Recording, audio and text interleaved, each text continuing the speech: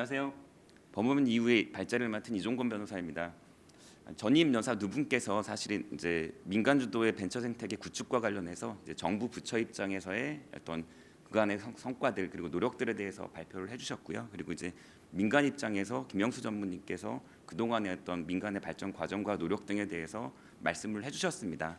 이러한 발전 과정을 기초로 해서 법 제도적인 입장에서 그간의 우리나라 벤처 금융 제도가 어떻게 발전되어 왔고, 그다음에 중요한 변화점들이 어떠한 점이 있었고, 앞으로 우리가 또 논의해야 될 과제들이 어떠한 것들이 있는지를 간단히 살펴보는 그런 발제 시간을 가져보도록 하겠습니다. 목차는 이렇게 건너뛰고요. 사실 그러니까 우리나라 벤처 금융을 논함에 있어서 그 발전 과정에서 논할 수 없는 중요한 지점이 사실은 작년에 있었던 그러니까 8월 12일부터 시행된 벤처 투자 촉진에 관한 법률의 제정이라고 생각이 듭니다. 사실 우리나라에서 벤처 관련 금융에 관한 법률이 처음 생긴 거는 1986년도입니다. 중소기업 창업 지원법의 일부의 내용으로 창업 투자 회사와 창투 조합에 관한 내용이 들어갔습니다. 그리고 97년도에 벤처기업 육성에 관한 특별조치법이 생기면서 KVF라는 한국 벤처 투자 조합의 어떤 법적인 근거가 마련이 됩니다.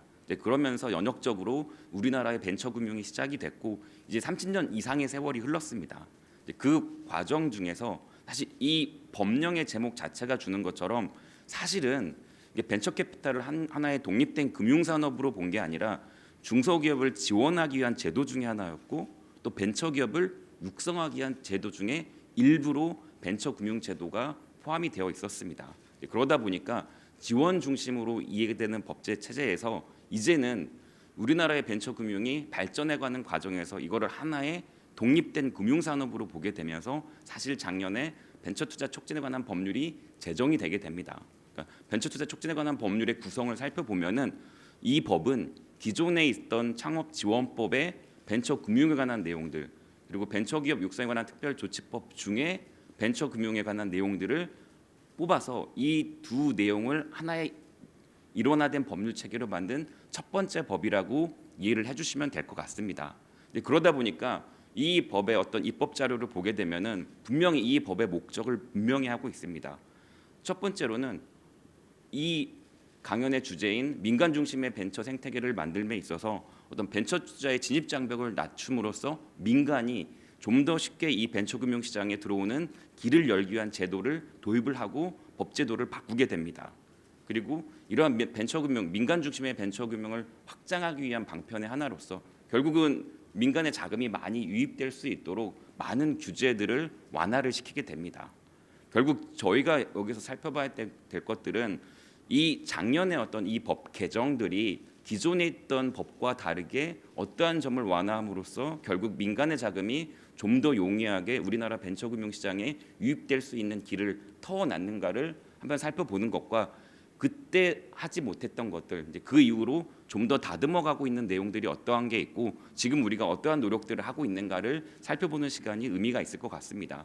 아까 그리고 박영순 국장님에서 발표해 주신 어떤 그간의 정부 노력들 그리고 지금 고민하고 있는 내용들이 사실은 오늘 제가 발제한 내용 중에서도 지금 정부가 이런 것들을 해주셨으면 좋겠다라는 과제 내용 중에 포함이 되어 있습니다. 그리고 이미 일부는 입법 안으로 올라가 있고 이미 일부는 또 지금 개정안을 만들기 위해서 노력들을 하고 계신 걸로 알고 있습니다. 그리고 이제 발제를 하면서 말씀드리겠지만은 어제도 사실 보도 자료를 보면은 이러한 노력들의 일부가 어떤 관리 규정의 개정을 통해서 보도 자료로 나온 내용이 있습니다. 그런 디테일한 어떤 변화들이 어떠한 게 있고 지금 우리가 해야 될 과제들을 어떻게 실현시켜 나가고 있는지를 같이 한번 보는 시간을 갖도록 하겠습니다. 이 세미나 자료 보시면 4페이지하고 5페이지 내용은 그간의 어떤 법 제도 내용을 비교해서 정리해 놓은 자료입니다. 그리고 맨 오른쪽에 있는 붉은색으로 표시된 내용들이 작년에 법 개정을 통해서 어떠한 법 제도들의 변화가 있었나를 보여주는 표라고 보시면 될 것 같습니다. 잠깐 저희가 이 표에서 조금 보실 내용을 말씀을 드리면은 4페이지 보면은 벤처 투자 조합을 운용할 수 있는 주체와 관련해서 일원화된 통합을 하게 됩니다. 그리고 단순하게 이 일원화된 통합이 됐다는 의미가 있는 게 아니라 이 각 주체들이 운용할 수 있는 조합의 외연들이 확장이 되게 됩니다. 이 외연의 확장을 통해서 결국 민간 시장에 어떤 벤처 금융을 할 수 있는 플레이어들의 주체의 진입 장벽을 낮추게 되는데, 그 내용들이 저희가 어떤 규제 완화를 통한 민간 자금의 유치 활성화와 관련해서 저희가 의미 있게 볼 내용 중에 하나라고 생각이 들고요. 5페이지 한번 봐주시면은 5페이지 중간에 투자의 방법이 있습니다. 그 중에 보시면은 맨 마지막에 보시면은 펀드 오브 펀드 가능이라는 내용이 있습니다. 작년 법 개정을 통해서 사실 민간 영역에서 벤처 투자 조합에 투자할 수 있는 법적인 근거를 명확하게 마련을 하게 됩니다. 결국 펀드 오브 펀드를 만들 수 있는 민간 영역의 근거를 만들게 되는데, 이걸 통해서 결국은 어떤 LP 유동화 펀드라든가 그런 영역들이 확장되어 갈 수 있는 근거가 마련이 되었다라고 보시면 될 것 같습니다. 물론 저희가 여기에서 더 나아가야 될 숙제는 있습니다. 그리고 아까 잠깐 말씀드린 것처럼 그 숙제 중에 하나를 사실 어제 관리규정 개정 발표를 통해서 사실은 일부는 실현을 했다라고 생각이 듭니다. 그리고 더 나아가서 저희가 고민할 점이 뭐가 있는지는 같이 한번 또 보도록 하겠습니다. 그리고 5페이지 내용 중에 투자 의무 비율 관련 규제 완화도 저희가 의미 있게 볼 내용 중에 하나입니다. 의무 비율 규제 완화를 통해서 결론적으로 투자 대상과 관련해서 벤처 투자 조합이 투자할 수 있는 영역을 좀 더 넓히게 되었고, 그 내용들의 연장선상이 밑에 나오는 투자 의무 비율 준수가 되면은 해외 투자나 중견기업 투자까지 가능하게끔 새로운 길을 열었다. 이 내용을 같이 한번 봐주시면 될 것 같습니다. 그리고 아까 지금 박영순 국장님께서 발표하실 때 잠깐 말씀해 주신 것처럼 M&A 펀드 같은 경우에는 상장사 투자 제한을 좀 더 완화하는 것도 아마 제도 개선으로 추진하겠다라고 말씀을 해주셨는데, 그러한 내용들도 제도 개선 완화와 관련해서는 굉장히 의미 있는 내용이라고 생각이 듭니다. 그래서 같이 이 표는 아주 요지만 설명을 드린 거고요. 이어서 지금의 작년의 법 개정을 통해서 어떤 규제 완화가 있었고 민간 자금이 이걸 통해서 어떻게 더 이 시장에 들어올 수 있는 유인 동기가 되었는지를 같이 한번 보겠습니다. 6페이지 한번 봐주시면은 저희 이 민간 중심의 벤처 생태계 구축과 관련해서는 결국 민간 기업 입장에서는 이 시장에 돈을 넣어서 그 기업에 이익이 되는 방향으로 결과가 나와야 돈을 투자를 하고 싶게 될 겁니다. 그 유인이라는 게 돈을 많이 단순히 버는 것도 있겠지만은 해당 기업에 추진하는 사업과 관련해서 M&A를 할 수 있는 기회를 더 포착을 한다던가 하는 것도 하나의 유인책이 될 수 있을 겁니다. 이제 그런 것과 관련된 변화들도 이번 규제 완화에서는 많은 시사점들을 보여주고 있습니다. 같이 한번 살펴보시게 되면은 그 6페이지의 첫 번째 항목 보시면은 이번 법 개정을 통해서 벤처 투자 조합에 투자를 하는 것을 명시적으로 허용을 해주게 됩니다. 이거는 저희 규정의 체계를 조금 이해를 하셔야 되는데, 사실 벤처 투자 조합은 기본적으로 금융회사 등에는 투자를 할 수가 없습니다. 물론 몇 가지 예외 규정이 있습니다. 이번 법 개정을 통해서 이 예외에다가 명시적으로 벤처 투자 조합을 넣어놓게 됩니다. 결국은 벤처 투자 조합이 금융회사인 벤처 투자 조합에는 투자를 할 수가 없는데, 예외적으로 벤처 투자 조합에 허용할 수 있다라는 예외를 둠으로써 결국 벤처 투자 조합에 허용할 수 있는 법적인 근거가 마련이 되게 됩니다.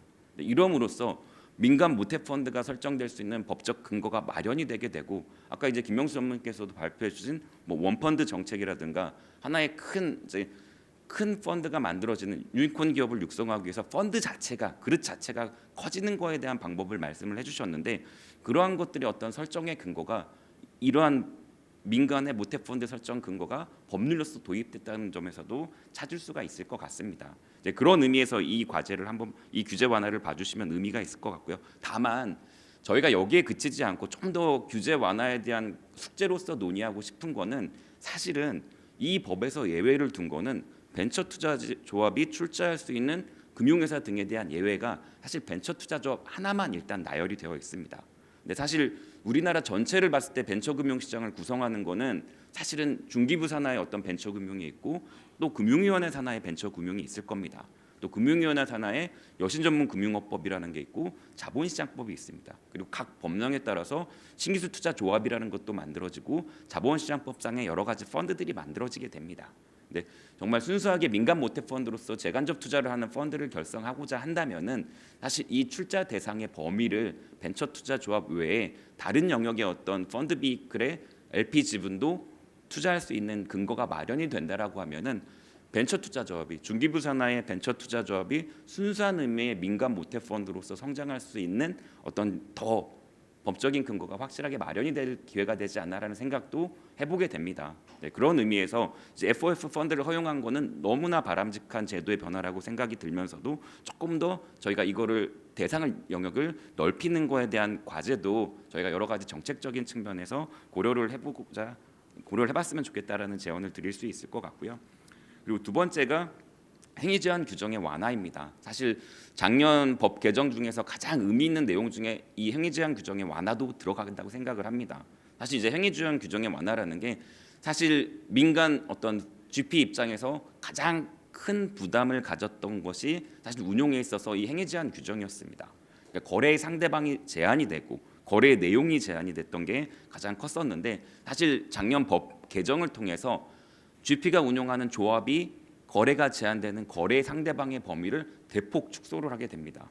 특수관계인 중에서 지배구조법에 따른 특수관계인 중에서 계열회사의 한정에서만 이해상충의 여지가 크다고 보고 기본적으로 이들과의 거래는 제한을 하게 되는 입장을 취하게 되고 여기에도 또 하나의 예외를 둡니다. 조합원의 전원 동의가 있는 경우에는 제한되는 거래 상대방과의 거래라고 하더라도 모든 거래를 허용해 주게 됩니다. 사실 이 규정은 굉장히 의미가 있는 내용이라고 생각이 듭니다. 아까 이제 국장님께서도 발제해 주신 것처럼 작년에 우리나라의 회수 시장에서 테일엔드 거래 방식의 거래가 처음 한 케이스가 열리게 됩니다.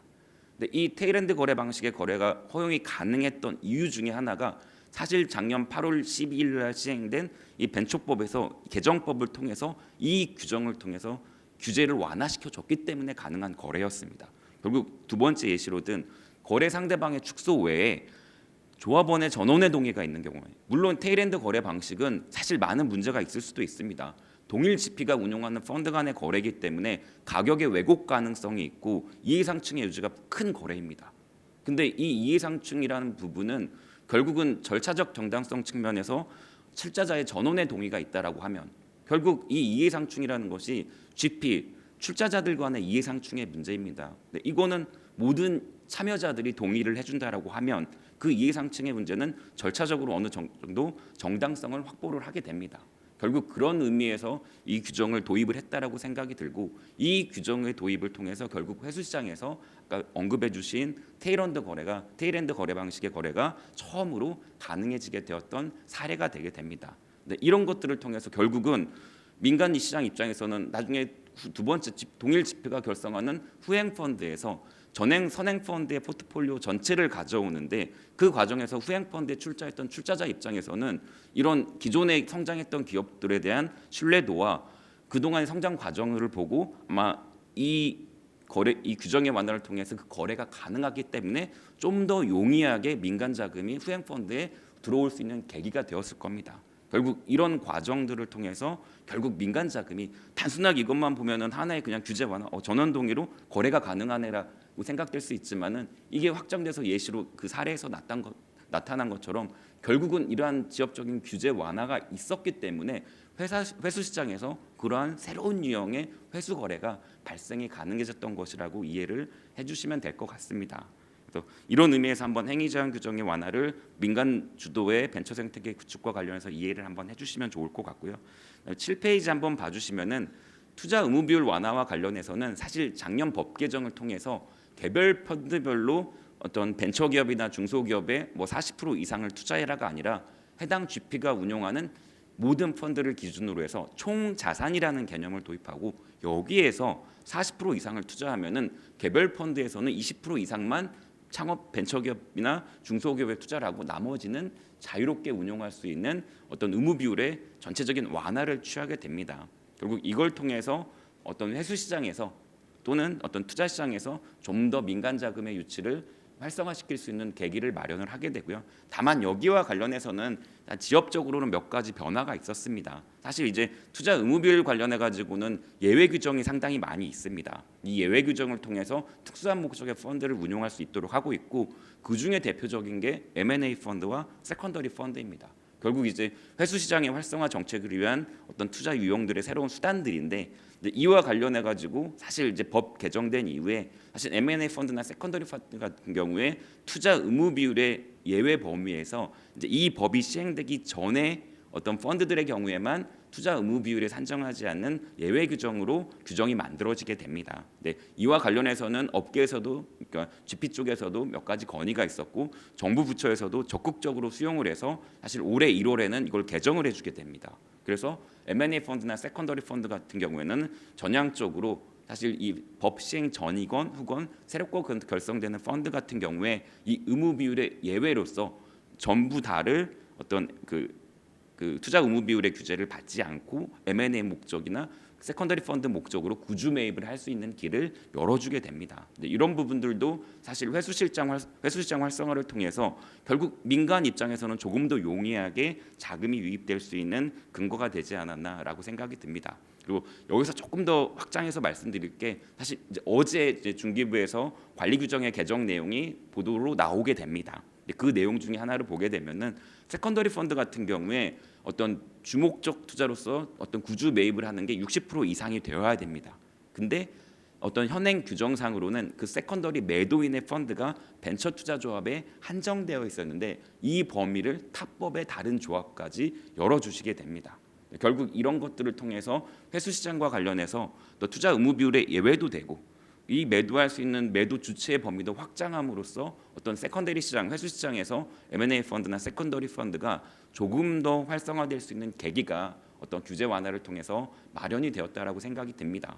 어쨌거나 지금 이 법의 과정들을 보면은 작년의 법이 처음으로 우리나라 법 어떤 벤처 금융 역사에 있어서 하나의 큰 전환점을 만들한 독립된 금융산업으로 본 첫 번째 법이었고 이게 제정된 이후에 각각 지역적인 몇 가지 법 제정 등을 통해서 계속 민간의 요청에 맞게끔 어떤 제도의 변화들을 끊임없이 노력을 해가고 있습니다. 이제 그런 변화들을 관심 있게 봐주시면 될 것 같고요.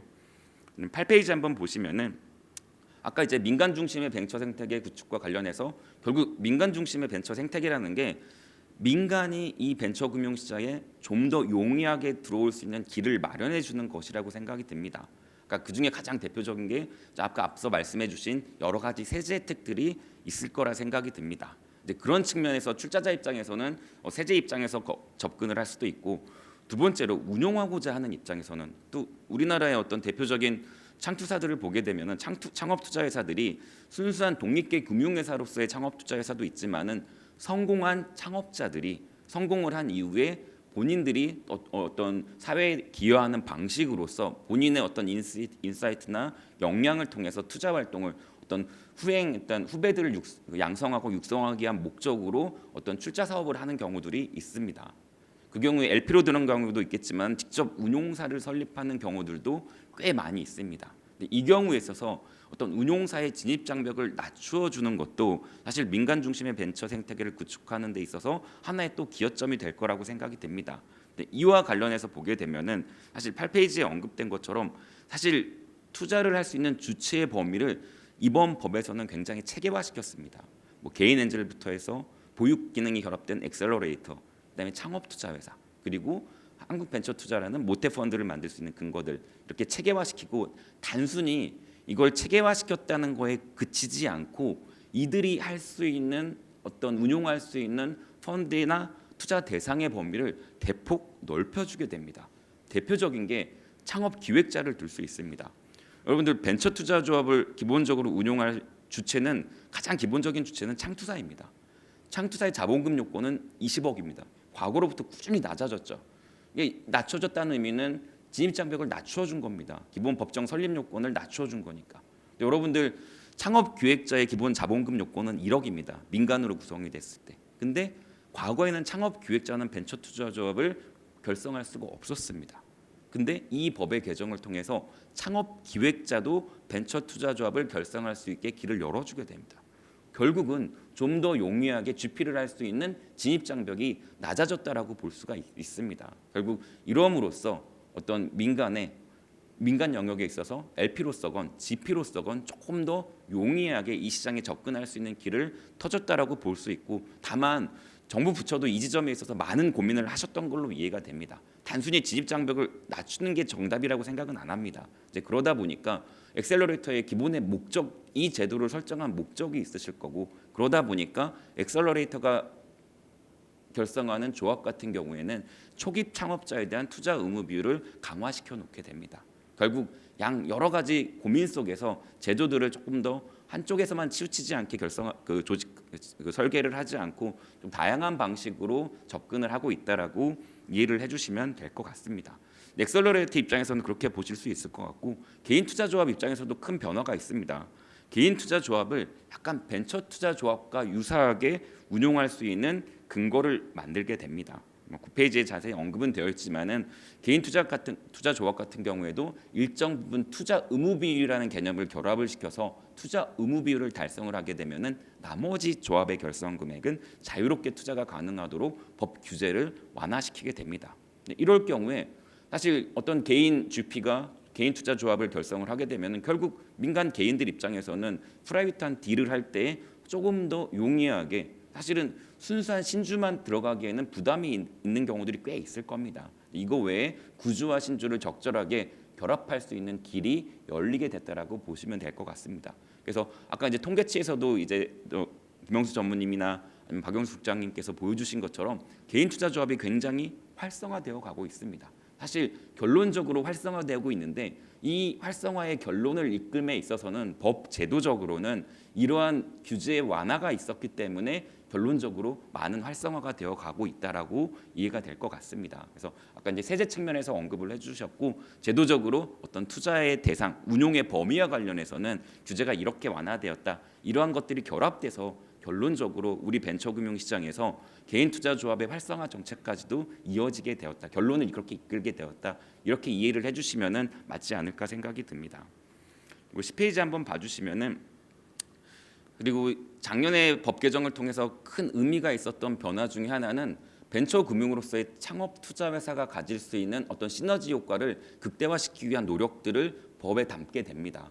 여러분들, 창업 투자 회사는 법의 예외 규정을 둬서 자본시장법상의 경영 참여형 PF를 운용할 수 있는 법적인 자격이 주어지게 됩니다. 물론 이제 LP로서는 제한이 되게 됩니다. 그래서 GP로서 역할을 할 수 있는 게 법의 예외 규정이 있게 되는데, 사실 이 GP를 사모투자 집합투자기구를 운용할 수 있는 이 운용사를 규모가 커지게 되면은 사실 분리의 어떤 필요성이 커지게 됩니다. 그러니까 벤처금융과 어떤 사모펀드 금융시장 사이에 약간의 갈등 영역이 생길 수가 있고, 조직적으로 이게 분리하는 게 맞을 수도 있게 되는데, 사실 벤처금융으로부터 시작을 해서 이 벤처금융 밑단에 사모투자기구만을 집합 운용하는 회사를, 운용사를 자회사로 들 수 있느냐라는 문제가 있었습니다. 근데 이게 과거 법령상으로는 제한적이었습니다. 그러다 보니까 규모가 커졌을 때 벤처금융부와 어떤 PE부를 분할하기가 되게 어려웠는데, 이번 법 개정을 통해서 사실 물적 분할이 가능해지게 되고, 사모집합투자기구만을 전담해서 운용하는 운용사를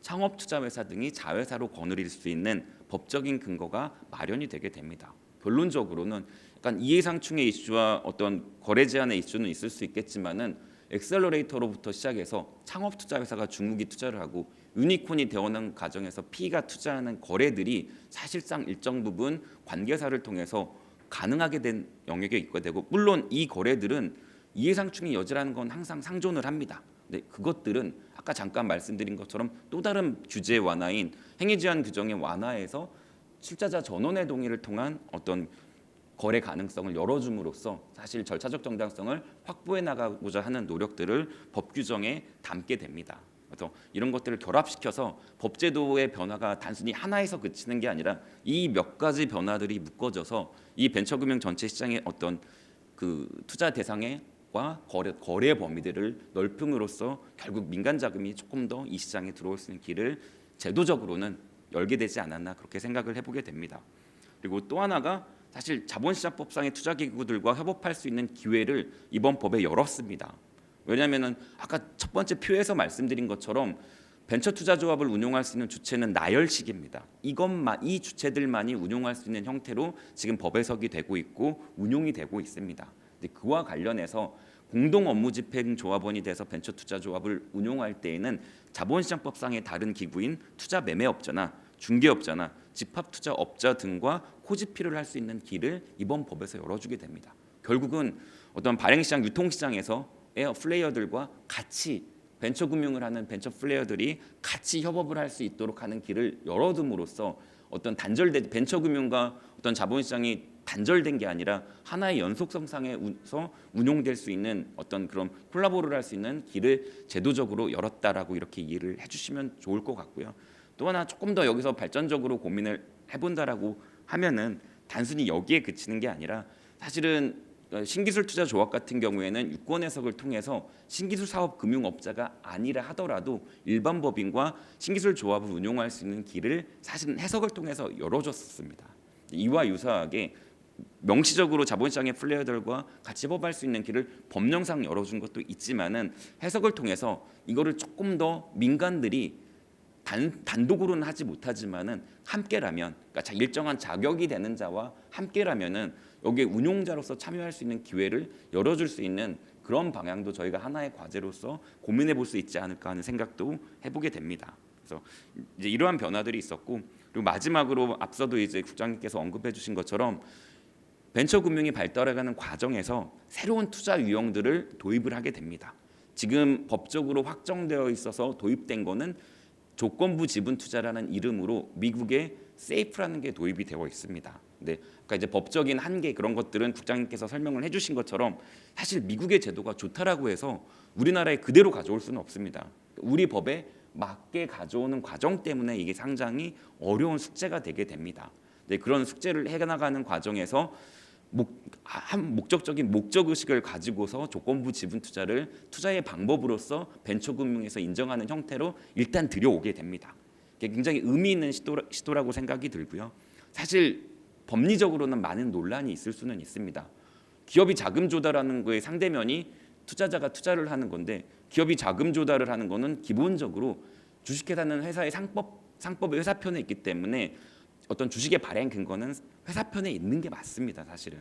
근데 체계적으로 회사편에 들어갈 수가 없어서 하나의 투자의 방법으로 인정하는 걸로 우회적으로 먼저 특별법에 들어오게 됩니다. 이런 것들이 나중에 하나의 계기가 돼서 이게 발전적인 방향으로 흐르게 되면은 결국 언젠가는 우리나라의 상법의 주식회사 편에 하나의 자금 조달 방식으로서 지금처럼 그냥 무조건 고전적인 기업가치 평가 방식으로 기업가치 평가를 해야만 하는 뭐 주식으로 자금 조달한다거나 아니면 CBBW처럼 자금을 기업이 조달할 때 무조건 기업가치 평가를 해야 하는 이게 아니라 처음 자금을 조달할 때 초기 기업들이 자금 조달에 있어서 기업가치 평가를 생략할 수 있는 어떤 자금 조달 방법이 기업의 또 다른 어떤 자금 조달의 유형으로서 이번 계기를 통해서 상법 쪽에서도 논의되어 갈 수 있는 계기가 되지 않았나 그런 생각을 해보게 됩니다. 그래서 이게 조금 더 발전적인 모습으로 나아갔을 때 아까도 이제 국장님이 언급해주신 조건부 지분 투자 세이프 외에 컨버터블 노트라든가 벤처 데트가 연결되어서 갈 수 있는 징검다리 역할을 조건부 지분 투자가 처음으로 우리나라에서 하지 않았나 그런 의미를 부여할 수가 있을 것 같습니다. 이 정도로 어떤 이해를 해주시면 좋을 것 같고요. 그리고 11페이지 한번 보시면은 사실 지금 이제 논의드린 내용들은 작년에 우리나라 벤처금융 역사에 있어서 가장 의미 있는 법 제도상의 변화했던 벤처 투자 촉진에 관한 법률에 관한 이야기와 거기에 따라오는 앞으로의 몇 가지 숙제들을 관계된 부분을 말씀을 드렸고, 조금 더 저희가 나아가서 살펴본다라고 하면은 논의되고 싶은 몇 가지 주제들이 있다라고 생각이 듭니다. 그렇게 다는 살펴보지 않고 몇 가지를 뽑아서 살펴본다라면은 첫 번째로는 펀드 구조 어떤 병행의 필요성입니다. 사실 우리나라 같은 경우에 연역적으로 86년 창업지원법이 생기고 창투조합이라는 제도가 만들어졌을 때 하나의 GP가 여러 개의 조합을 운용하는 형태로 설계가 되게 됩니다. 근데 사실 이게 원형은 아니고 어떤 미국의 벤처금융 같은 경우에는 사실 이와는 약간 다른 체계를 취하고 있습니다. 쭉 다음 페이지 한번 보시면은 12페이지와 13페이지를 참조를 해주시면 좋을 것 같습니다. 결국 GP가 되고자 하는 자가 어떤 페이퍼 컴퍼니 형태의 어떤 GP를 형식적으로 만들게 되고 그게 이제 Scorp, Ccorp, LLC 형태의 어떤 GP사입니다. 그리고 여기에 GP가 재고자 하는 자와 파트너들이 출자를 하고 이들이 LP로부터 출자를 받아서 펀드를 만듭니다. 그러니까 형식적인 GP가 존재를 하게 됩니다. 이게 조금 더 그림이 확장되어 나가게 되면은 13페이지의 그림이 되게 됩니다. 그리고 스폰서가 GP가 되고자 하는 자고, 그다음에 제너럴 파트너가 형식적인 GP입니다. 그리고 이들이 맨 밑단에 프라이빗 펀드를 만들어서 운용을 하게 되는데, 실질은 옆에 있는 그 인베스터 어드바이저라고 하는 매니지먼트 컴퍼니 조직이 사실상 이 전체를 총괄을 하게 됩니다. 이 조직이 펀드를 만들 때마다 GP를 구성을 하고 파트너들이 어느 파트너가 출자를 할지를 결정하고 GP 매니지먼트 컴퍼니 스폰서에서 얼마를 출자할지를 결정을 한 다음에 펀드의 성격을 구체적으로 확정을 하게 되고, 이 펀드를 실체적으로 운용을 하는 외형적인 주체는 계약을 통해서 이 인베스터 어드바이저 조직이 하게 됩니다. 그러니까 미국의 어떤 벤처 금융의 펀드 조직들은 거의 대부분 이 조직 형태를 취하고 있습니다. 이와 관련해서 우리는 약간은 이와 다른 모습을 보이고 있는데, 저희가 틀렸다는 말은 절대 아닙니다. 우리는 그동안에 어떤 GP가 여러 개의 조합을 운용하는 형태를 통해서 아주 잘 운용을 해왔습니다. 다만 이러한 고민을 하게 됐던 이유는 사실 이게 우리가 잘못돼서가 아니라, 운용을 하다 보니 어떤 민간 자금의 유치나 해외 투자 활성화 정책 등과 관련해서 외국 어떤 LP들이나 외국 GP들과 함께 어떤 일을 도모하고자 할 때 우리 제도에 대해서 낯설게 생각하거나 어떤 우리 제도에 대한 이해를 시켜야 되는 그런 문제들이 있었습니다.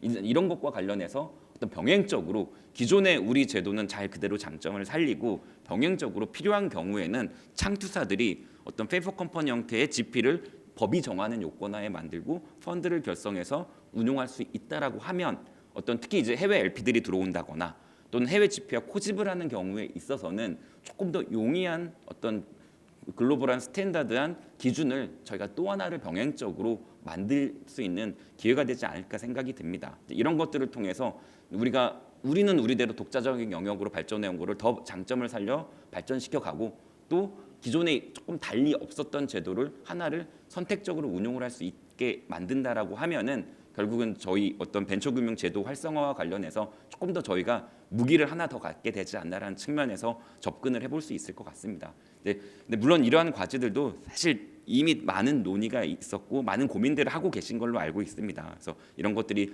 중장기적으로는 저희의 한 과제로 한번 논의해 볼 수 있는 숙제라고 생각이 들고요. 또 이런 구조가 일정 부분에 있어서는 이해상충 관계를 해소하는 데도 도움이 될 수 있고, 인력 문제에 있어서 명확하게 아직 답은 나오지 않았지만은 아까 언급해 주신 인력 문제, 특히 인력 문제라는 게 인력의 부족도 있지만은 인력의 이동으로 인한 어떤 GP의 페널티 부분도 큰 숙제 중에 하나입니다. 이것들을 각 GP, 형식적인 GP에 들어가는 LP, GP 파트너들이 책임 운용을 하게 함으로써 하나의 어떤 이해상충이나 어떤 인력의 이동 문제에 관한 접근을 조금 달리 해볼 수 있는 어떤 구조적인 변화로 삼을 수 있을까 하는 생각도 해보게 됩니다. 사실 뭐 단기적인 과제는 아니고 장기적인 과제라고 생각이 들고요. 그런 의미에서 어떤 펀드 구조를 병행적으로 가져가는 거에 대한 어떤 고민을 해볼 수가 있을 것 같습니다. 그리고 저희가 또 숙제 중에 하나로 생각하는 게, 뭐 16페이지 보시면은 펀드가 어떤 펀드의 규모를 확장시켜 나가는 과정에 있어서 펀드 자체의 자금만을 사용하지 않고 외부로부터 레버리지를 일으키는 어떤 투자 유형의 도입을 검토하는 거를 사실 고민을 했었습니다. 근데 사실 이 문제는 이미 정부 부처에서 많은 고민을 했고 법 제도적으로 도입을 했습니다. 사실 도입을 했고 이게 규정 안에 들어가 있고, 다만 이거를 활성화시키기에 있어서 저희가 조금 더 고민을 해본다라고 하면은, 지금 나와 있는 규정 체계는 펀드가 100% 이 투자 목적 회사인 SPC에 출자를 해야 되는데, 사실 실무적으로는 민간 영역에 있어서는 사실 이 SPC에 민간이 직접 출자하고자 하는 니드가 꽤 큰 거래 구조들이 많이 있습니다. 그래서 어떤 거래 구조를 설계함에 있어서 어떤 100% 출자 부분에 대한 유연적인 어떤 검토도 앞으로 저희가 정책적으로 한번 고민해 볼 내용이지 않을까라는 생각을 해보게 되고요. 그리고 17페이지 이하 부분은 제가 생각하는 몇 가지 아주 지역적인 실무적인 어떤 지금의 고민들을 조금 나열해 본 내용들입니다. 근데 많은 내용이 담겨 있어서 조금 생략을 하고요. 다만 여기서 저희 지역적이지만 큰 이슈 중에 하나라고 생각이 되는 게, 사실은 17페이지 맨 마지막 부분에 관한 내용을 마지막으로 한번 말씀을 드리고 아마 같이 정부 부처나 민간 영역에서 고민을 해주시면 어떨까라는 생각을 해봅니다. 사실 지역적인 문제이지만 의미 있다라고 생각이 드는 게, 사실 이제 올 2월에 그러니까 기업이 상장을 앞두고서 어떤 그 상장 심사를 하는 과정에서 그 비상장 단계에서 조합으로부터 6개의 조합으로부터 자금 조달을 하게 됩니다. 사실 근데 이 6개의 조합의 조합원들을 모두 합치니까 54인이 됩니다. 근데 여러분들 사무와 공모 개념에서 50인 이상이 되면 공모가 되게 됩니다. 근데 공모가 되면은 증권 발행 신고를 해야 되게 되는데 사실 우리의 관행적인 모습은 조합은 1조합 1인으로 계산을 실무적으로 해봤습니다. 더군다나 실무적으로 벤처금융 업계에서 어떤 기업의 자금 조달 규모가 확장되어가는 과정에서 원 펀드가 전부 다 투자하는 게 부담이 되기 때문에 그렇지만 기업의 자금 조달 수요는 크고 그러다 보니까 시장에서는 자연스럽게 클럽들이 많이 늘어나게 됩니다. 그래서 여러 개의 펀드가 공동으로 검토하고 공동으로 투자를 하게 됩니다. 개인적으로는 전향적으로 좋은 모습이라고 같이 뭐 어떤 집합지능 비슷하게 같이 고민하고 같이 투자를 하는 게 기업에게도 투자자에게도 서로 리스크를 해지하는 수단이 되고 긍정적이라고 생각이 듭니다. 근데 이와 관련해서 살펴보게 되면은 여러 개의 조합이 들어갔을 때 조합원들이 많아지게 되면 그러면 공모 이슈가 발생을 하게 된다. 이 기준을 그대로 적용하게 되면 더군다나 이 벤처금융을 활성화시키기 위한 정책적 목적하에 개인 투자조합 활성화 정책을 저희는 취하고 있습니다. 민간의 개인의 유유자금을 이 조합에 어떻게 담을까라는 고민을 꾸준히 하고 있고 정책적으로 세제 개편이나 그런 것들을 통해서 꾸준히 추진을 하고 있는데 여기에 대해서 약간 발목을 잡은 게 저는 이번 2월에 그 금감원의 어떻게 보면은 그 해석으로 인해서 사실 많은 기업들이 또는 펀드 입장에서 많은 불이익이 되지 않나라는 생각을 해보게 됩니다. 그리고 공모가 되게 돼서 물론 규정상으로는 사실 이게 공모로 해석될 여지가 크다라는 생각은 듭니다. 이게 부득이한 해석일 수 있고 만약 이게 부득이한 해석이라고 하면은 규정의 완화를 통해서 예외 규정을 확장함으로써 어떤 부처 간 논의를 통해서 이거를 풀어주게 되면은 기업 입장에서는 어떤 벤처금융시장의 민간 자금을 좀 더 용이하게 유치할 수 있고 왜냐면은 용이하게 유치한다는 게 만약에 이게 공모가 되면은 증권 발행 신고를 해야 되는데 벤처금융은 벤처기업은 빠르게 성장해 나가게 되고 빠르게 자금 조달이 필요한데 이걸로 인해서 딜레이가 된다거나 그 기업 같은 경우는 과징금을 맞았습니다. 물론 이제 상장도 하고 잘 해결된 문제이긴 하지만은 기업들한테 이런 어떤 불이익보다는 어떤 규제 완화를 통해서 어떤 이 길을 열어준다라고 하면은 좀 더 긍정적이지 않을까라는 생각이 듭니다. 또 이런 계기를 생각해봤던 게 사실 이제 코넥스 시장이 열리게 됐는데 코넥스에서는 이 저희 벤처 투자 조합이나 신기 조합 등 이 조합 형태의 펀드를 1인으로 카운트하는 규정을 명확히 두고 있습니다. 사실은. 물론 이제 코넥스는 사실 비상장에 준해서 판단을 하면서 예외를 규정을 만들면서 명확히 뒀는데 사실 다른 유형에서는 이게 명확하게 규정이 되어 있지 않다라는 점이 조금 이 해석에 있어서 어쩔 수 없는 부득이한 해석이라는 이해는 가면서도 이 부분에 있어서 조금 저희가 민간도 정부 부처도 같이 노력을 해서 해결을 한번 도모해 본다라고 하면은 지역적인 문제이지만은 기업에게도 윈이고 투자자에게도 윈이고 어떤 민간 자금을 유치하고자 하는 개인 투자자에게도 조금 더 어떤 자율적인 투자를 열어주게 되는 길이 아닐까 그런 생각을 한번 해보게 됩니다. 예, 조금 여러 가지 저희가 고민하는 숙제들은 조금 더 있는데 한번 저희가 발제 시간상 몇 가지 논의를 드리고요. 아마 이 정도로 저희 발제를 마치도록 하겠습니다. 예, 감사합니다.